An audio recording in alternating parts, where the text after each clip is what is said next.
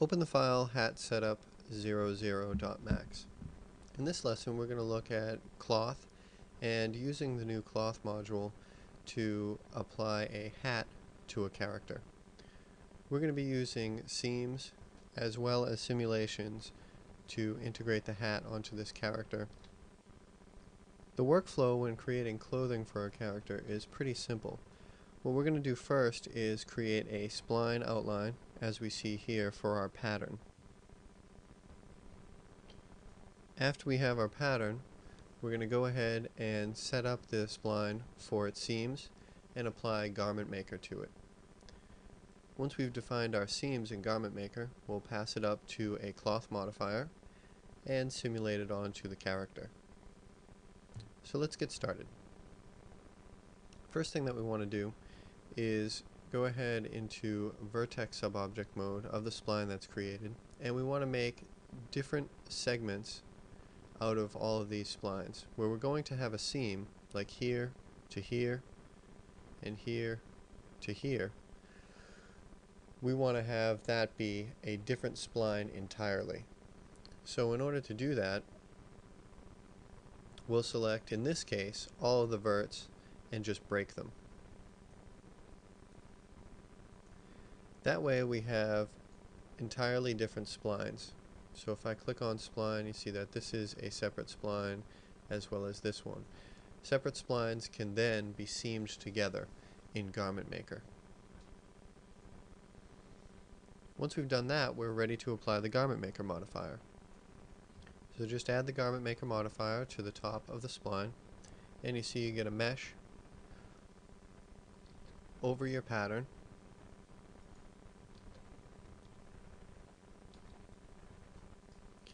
And we're ready to lay out our panels in relationship to our character. So this is going to be a hat, and we want to take these panels in panel subobject mode and just kind of move them into place wherever they need to be. We can select both of them at a time with control and move them into place.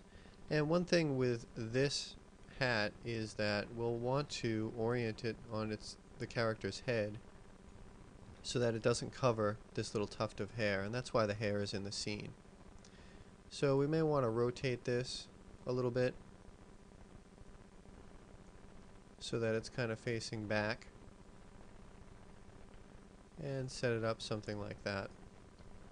And you can see in the perspective view how the band will be right above this tuft of hair, and the top portion of the hat is above that.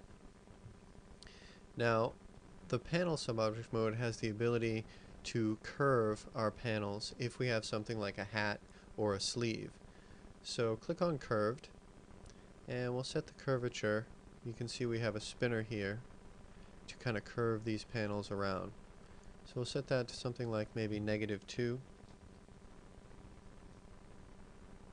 And you see that these just about meet on the back sides.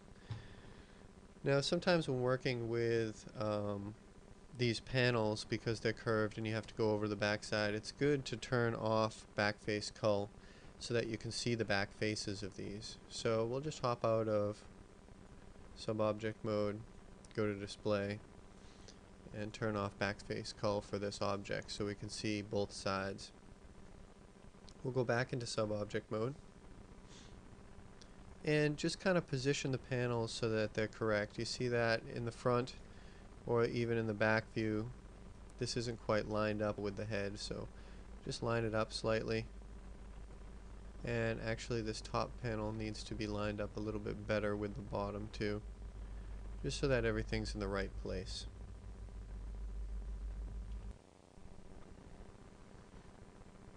Select both of the panels and just move them into place in the left view, and maybe even rotate them a little bit more.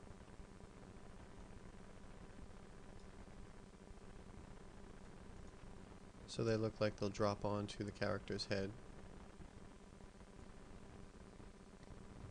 Once you have the panels positioned correctly, we can now move on to adding some seams.